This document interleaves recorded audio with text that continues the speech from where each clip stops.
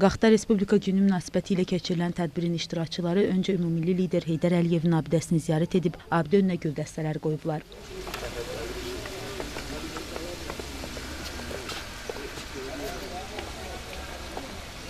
Heydər Əliyev mərkəzində davam edən tədbirdə Azərbaycanın tarixinə nəzər salınıb, müxtəlif dövrlərdə ölkəmizə qarşı təxribat və təcavüzlərin olduğu diqqətə çatdırılıb. Azad yaşamağı hər şeydən üstün tutan Azərbaycan xalqının heç zaman zülmə, istibdada boyun əymədiyi bildirilib. 1917-ci ildə baş vermiş fevral inqilabı nəticəsində Rusiyada Çar imperiyası devrilib, çarizmin məzlum vəziyyətə saldığı xalqların milli hərəkatı başlanıb. 1918-ci ilin mayın 28-də Müsəlman şərqində ilk dünyəvi demokratik dövlət yaradılıb. Bu tarix millətimizin yaddaşına əbədi həkk olunub. Ancaq bunu həzm edə bilməyən imperialistlər yenidən Azərbaycanı öz müstəmləkələrinə çevirməyə cəhd edib və buna qismən nail olublar. Tarixin bütün sınaqlarından uzaq çıxmış Azərbaycan xalqı bu dəfə də nəyə nail olduğunu sübuta yetirib və 20-ci əsrin sonlarına yaxın yenidən müstəqilliyinə qovuşub. Pərvanə Mustafayev və Mübariz Məmmədov, Qax.